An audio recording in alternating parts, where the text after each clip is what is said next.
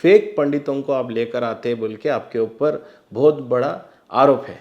उसके लिए मैं आपको नीट क्वेश्चन पूछा, सिराज भाई फेक पंडितों के साथ पहले ही प्री स्क्रिप्टेड क्वेश्चंस पहले ही सब अरेंजमेंट करके आप करते बोल के बोले। मैं बोला पंडितों को एक कॉल कर लो, सिराज भाई बोला। आप क्या बोले, मैं कर दूँ, मैं दे दूँ, बाद में वो खुद पंडित आपके सामने आके इंटरव्यू देंगे करेंगे बोल के बोले। ना वो पास्टर्स आए ना वो पंडित आए, आज तक आपका कोई कबूल ही नहीं हुए। और 15 तारीख को जो आपका प्रोग्राम होने वाला था मेदक में, मेरे को गेस्ट के बोल के बुलाते, बोले वहाँ का जो है सच्चाई मेरे आंखों से देखो बोल के आप बोले। मेरे को बाद में आप नहीं लेके गए और इंटरव्यू जैसा ख़त्म हो जाता आप मेरे को क्या बोले, इंटरव्यू डिलीट करो, इंटरव्यू डिलीट करो, इंटरव्यू डिलीट करो। मैं नहीं करा। फिर आप क्या करें, सच में अल्लाह ताला को आप मानते ना, आप मेरे पे क्या बद्दुआ दिए। महेंद्र भाई आप सत्यानाश हो जाओगे अगर ये वीडियो नहीं डिलीट हो गए तो, अल्लाह ने आपको सर्वनाश कर देंगे बोल के बोले। देखो फिर अभी ये बात अगर आप नहीं बोले होंगे, मुबाहला के लिए तैयारी करो, भगवान के ऊपर कसम खाओ। अगर मुबाहला है नहीं है भी नहीं मालूम है, मेरा दोस्त से पूछा, पर अगर वो भी नहीं होगा तो आप सच पे कुरान पे तो भी कसम खाओ। क्यों, हम उतना ही मालूम, हम हिंदुओं को उससे ज़्यादा तो नहीं मालूम है उसमें नियम क्या रहता।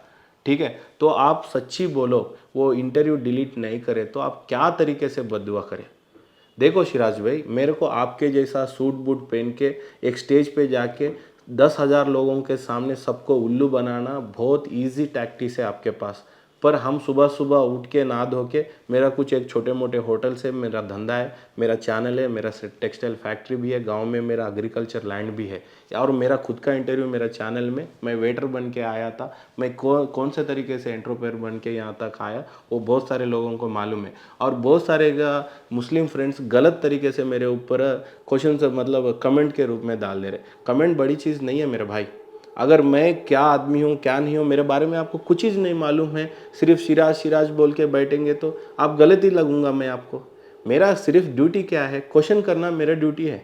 सपोज अभी एक पॉलिटिकल पार्टी का लीडर मेरे सामने बैठता, कुछ मैनिफेस्टो देता, उन्हें कुछ प्रॉमिस करते पब्लिक के लिए, मैं आपके लिए फ्री राशन दूंगा, फ्री बिजली दूंगा, फ्री चीज़ें बहुत देता, फिर क्वेश्चन कौन करेंगे। आप आपका घर में बैठ के बीवी बच्चों के साथ बहुत ही खुश सुन रहेंगे, जब पूरा पब्लिक का प्रॉब्लम आ जाता कौन करेंगे क्वेश्चन। जियो नंबर 46 आया था परसों, तेलंगाना के बच्चे 6,000 7,000 का लोगों का करियर पूरा खत्म हो गया था। कोर्टों में केस डाल के 25-20 लाख रुपए डाल के बच्चे रोड पे बैठे थे, हम जाके लड़े उसके लिए। एक महिला औरत के ऊपर 3 लोग सेक्स करते हैं, उसके ऊपर रेप बन जाता, वो अटेम्प्ट तो एलबी नगर में जाके उन्हें वो महिला केस करती, खुद उसको ही पुलिस वाले बहुत मारते, पूरा पूरा हाथ पैर इतना सूजन बन के रहते। होना है तो वो भी विजुअल मैं आपको दूंगा। उसके खिलाफ कौन लड़े। अब बोलो भाई, घर में बैठ के बहुत अच्छे इजीली डाल देते। जब समाज में हिंदू मुस्लिम के बीच में जो दरार पैदा कर रहा, नफरत पैदा कर रहा, वो कौन है। एक सिराज क्लियर है, ये दिख रहा ना आपको। आप और मैं मिलके रहिए, ये भारत देश आना बोल के, ये फ्रीडम आना बोल के कौन हमारे से पहले आप ही ये कुर्बानी दिए। आप और हम मिलके ही तो थे। जो लोग चले गए, ये देश छोड़ के चला गया, उसके बारे में अपन नहीं बात करेंगे। ये देश अपना ही है, अपना ही रहेगा। फिर ये दो चीज की दरार पैदा करना का इस्लाम में कहीं सीखा है भाई कि कन्वर्ट करना।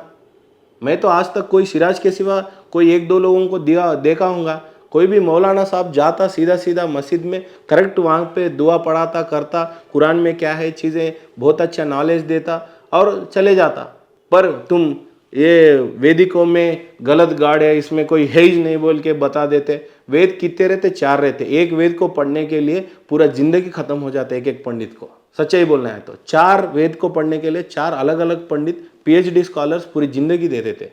सिराज भाई को 4 आ जाते। सच्चाई है ये।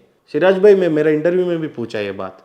ठीक है, यहाँ बात सिराज भाई के साथ नहीं है। इस्लाम फ्रेंड्स पूरे एक बार आप सोचना, मुस्लिम भाई अपना सब लोग मिलके ही है, पर ये डिवाइड एंड रूल क्या है आप बोलो। सब लोग एक ही जगह पे रह के भाई भाई छोड़ के, अभी कोई लोग सिराज भाई के वजह से पूरा मुसलमानों को गालियां देते।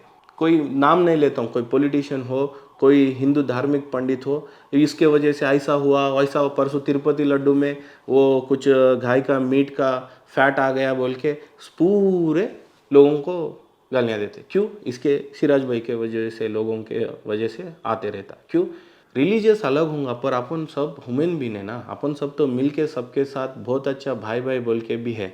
पहला बोलता मोटिवेशनल स्पीकर, फिर इसके बाद बोलता मैं धार्मिक हूँ, स्पिरिचुअलिटी के बारे में बात करता हूँ।